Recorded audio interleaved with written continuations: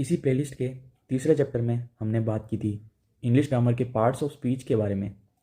Parts of speech दो अलग अलग होते हैं और सबके यूज़ सेंटेंसेस में और लैंग्वेज में अलग अलग होते हैं, लेकिन कई सारे पार्ट्स ऑफ स्पीच एक दूसरे की जगह पर भी यूज़ किए जाते हैं।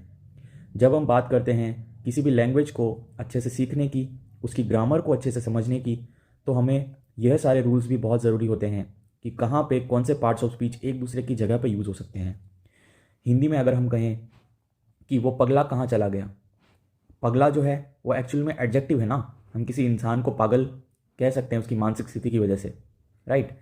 उसी तरीके से इंग्लिश में भी आपको कई बार जो है एडजेक्टिव्स जो है वो नाउन की जगह पे यूज़ किए जा सकते हैं। यही हमारा चैप्टर है इसी के बारे में। एडजेक्टिव्स जो हैं वो कई बार नाउन्स की तरह यूज़ हो सकते हैं। और उसमें जो पहला रूल ये कहता है कि एडजेक्टिव्स जब प्लूरल नाउन्स को डिनोट कर रहे हों या फिर किसी क्लास ऑफ पर्सन को डिनोट कर रहे हों। क्लास ऑफ पर्सन मतलब एक तरह के लोग कोई भी हो सकते हैं, गरीब हो सकते हैं, अमीर हो सकते हैं, किसी पर्टिकुलर बिजनेस में काम करने वाले लोग हो सकते हैं, बैंकर्स हो सकते हैं, कोई भी हो सकते हैं, राइट। उसको एग्जाम्पल्स देखते हैं। द कॉशियस, ब्रैकेट में मैंने लिखा है cautious persons. The cautious are not always cowards. जो लोग सतर्क होते हैं ना, कॉशियस का अर्थ हमारा होता है सतर्क, राइट, अलर्ट। जो कॉशियस लोग होते हैं वो हमेशा कॉवर्ड, कायर नहीं होते।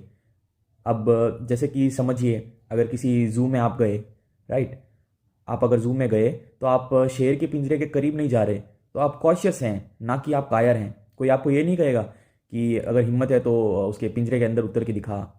पिंजरे में नहीं गए, पिंजरे के पास नहीं गए, आप शेर के सामने थोड़ी जाओगे, आप पागल थोड़ी हो, मूर्ख थोड़ी हो। तो वहाँ पे कायरता नहीं है वो आपकी, वो आपका कॉशन है। कॉशन का मतलब हुआ धैर्य, आपकी बुद्धिमत्ता। The rich is equal to rich people don't know how the poor people live.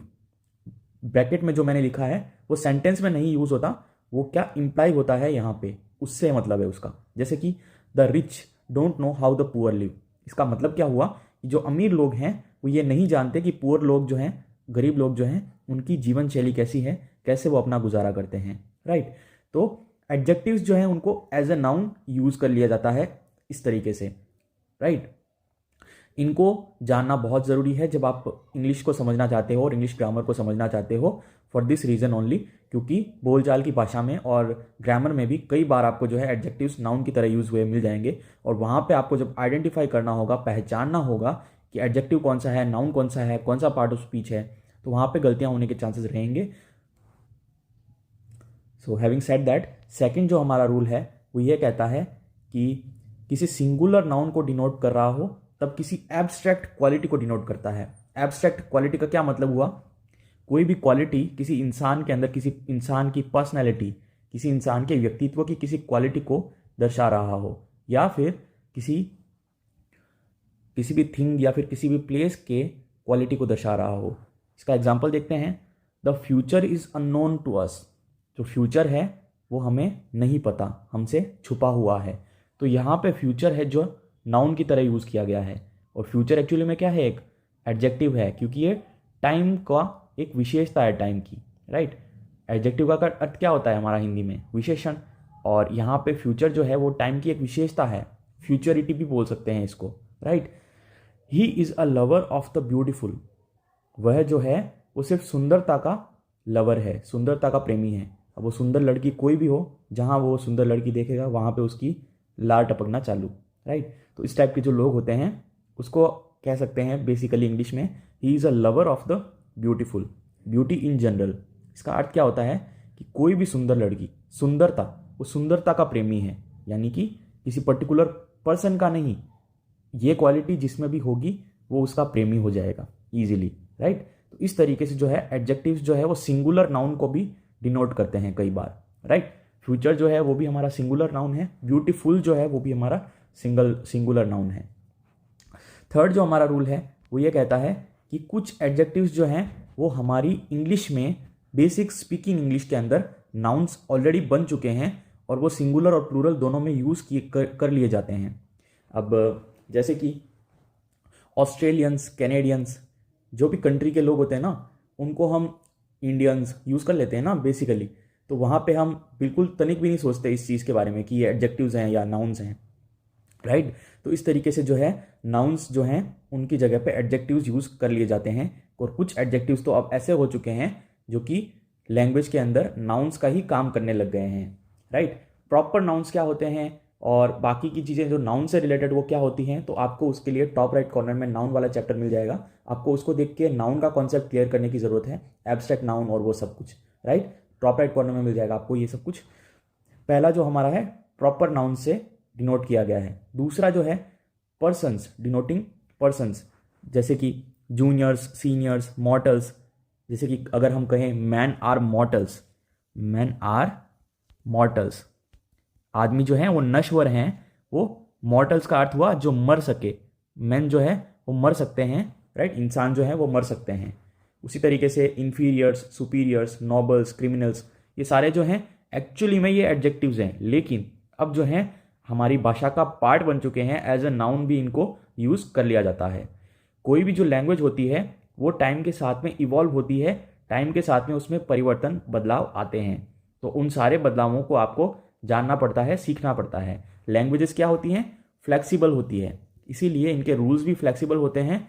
और इन जनरल आपको उन रूल्स को समझना पड़ता है कि उनमें क्या चेंजेस आ रहे हैं, तभी भी लैंग्वेज परफेक्ट होती है।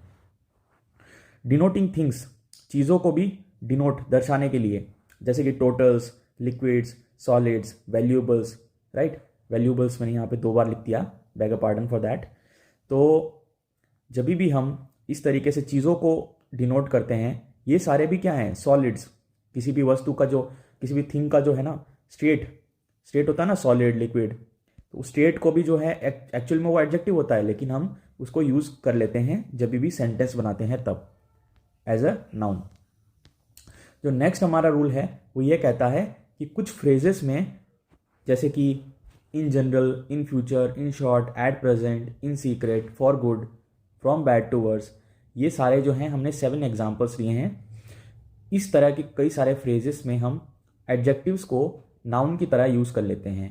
तो बेसिकली एडजेक्टिव्स को नाउन की तरह यूज़ किया जाना एक बहुत ही कॉमन प्रैक्टिस है लैंग्वेज में, और चाहे हिंदी हो चाहे इंग्लिश हो, सभी लैंग्वेजेस में ऐसा किया जाता है। अभी हम इन सातों के ही एग्जाम्पल्स देखते हैं। In future I shall charge you for medical advice, आगे से जो है मैं मेडिकल एडवाइस के लिए चार्ज करूँगा। हो सकता है कोई आपका मित्र हो जिसने मेडिकल की पढ़ाई करी हो, आगे से तो भाई चार्ज लूँगा मैं, फ्री में नहीं मिलने वाली medical advice. In short we know nothing, short में अगर कहूँ तो हमें कुछ नहीं पता। CID में जैसे कि हमें कुछ नहीं पता केस के बारे में, अभी तहकीकात करनी पड़ेगी, right. At present he is posted in Bangalore, अभी जो है वो बैंगलोर में पोस्टेड है। तो यहाँ पे प्रेजेंट जो है वो हमारा एडजेक्टिव है, क्योंकि वो टाइम, कौन सा टाइम उसको बता रहा है, टाइम के मीनिंग में कुछ ऐड कर रहा है, right. He is very calm in general, वो जो है बहुत ही काम होता है जनरली, अभी पता नहीं क्यों जो है वो अभी गुस्सा कर रहा है and all. The negotiations were carried on in secret, जो वार्ता है, नेगोशिएशंस किसी भी चीज़ के लिए, कोई डील हो, वो सारी जो है ज़्यादातर सीक्रेट में ही होती है वैसे, और इसमें कहा है कि सीक्रेट में हुई, राइट। सीक्रेट में जो है वार्ता हुई, किस सिचुएशन में हुई, in secret, right. He has left India for good, उसने जो है भारत अपने भले के लिए छोड़ा, विदेश में जाकर सेटल हो गया, शायद कुछ अच्छी जॉब अपॉर्चुनिटी के लिए, right.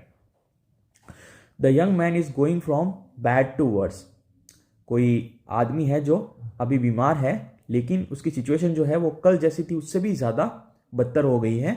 He is going from bad to worse, उसका स्वास्थ्य जो है वो सुधरने की जगह पे और ज़्यादा बिगड़ रहा है, राइट।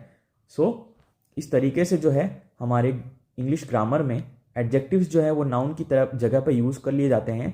और अगर आपको ये आइडेंटिफाई करना हो कि एडजेक्टिव है या नाउन है, तो आप इन 4 रूल्स को अगर आप ध्यान में रखोगे, तो आप जहाँ कहीं भी एडजेक्टिव्स नाउन की तरह यूज़ हुए हो तो आप उनको नाउन की तरह आइडेंटिफाई करोगे, ना कि एडजेक्टिव्स की तरह। अगर आपने इन चारों रूल्स में से कोई रूल सेंटेंस में अप्लाई हो रहा हो और उसको अगर आपने एडजेक्टिव लिख दिया, तो वहाँ पे आपका जो आंसर होगा वो रॉन्ग होगा। नाउन की तरह आपको यूज़ किया गया हो तो आपको नाउन ही वहाँ पे आइडेंटिफाई करना होगा ऑप्शंस में से, right. So that was the video. पूरी इंग्लिश ग्रामर प्लेलिस्ट का जो लिंक है वो आपको टॉप राइट कॉर्नर में मिल जाएगा, वहाँ से आप पूरी ग्रामर प्लेलिस्ट को एक्सेस कर सकते हैं। So that's all for this video and we will meet in our next video. Signing of.